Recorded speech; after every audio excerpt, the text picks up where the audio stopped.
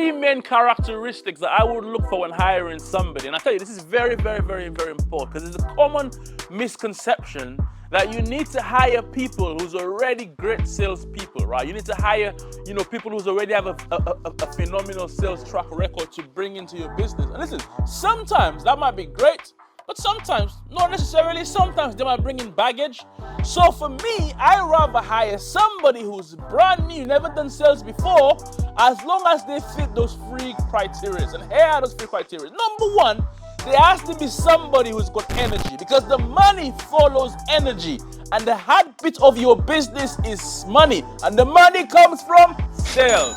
So you need to follow the system, which is the money follows energy. If people haven't got no energy, right, they're not going to attract no money. There's some kind of deadbeat people.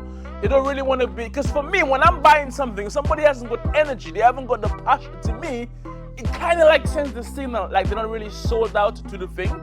But the reason why I think it's so much energy, the reason why I think it's so much passion, because everything I'm telling you, I 100% believe it. And it's very easy to translate that. It's very easy to pass that on to somebody. So number one, they have to have energy. Number two is they have to be somebody who's likable.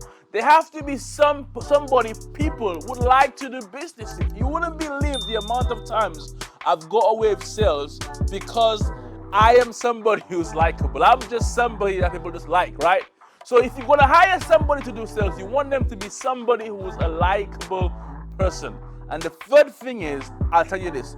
This is the number one tool, the number one requirement for somebody to be good at sales is they need to have desire, guys. They need to have the right hunger.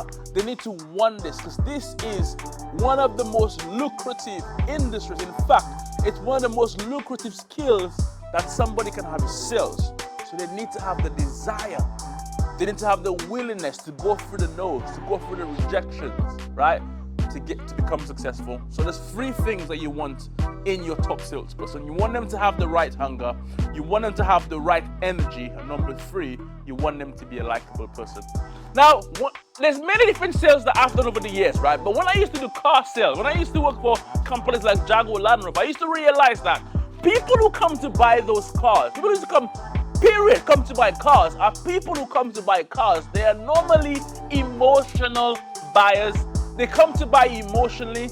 So I used to sell them on their emotion, because that's what's going to make them trigger. That's what's going to make them buy. So I used to highlight, like, listen, this one here, it's got 18-inch, chrome black alloy wheels. It's got a power boot lid. You just press the button and the boot closes by itself. They used to be like, wow, man, this is amazing, right? They used to buy on emotion. Now, when I used to sell property, when I used to work as an estate agent, right? There's no point to selling emotions and be like, oh wow, it's got a massive stove and the living room is so wow. No, it's a logical purchase, right? It's a logical buy. So it's a different kind of selling emotionally to a different kind of sales logically. So if you're a salesperson or you're a business owner, you need to identify, what product am I selling?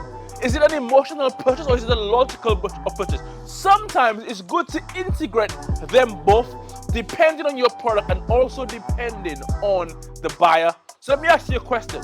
How are you selling? Emotionally or logically?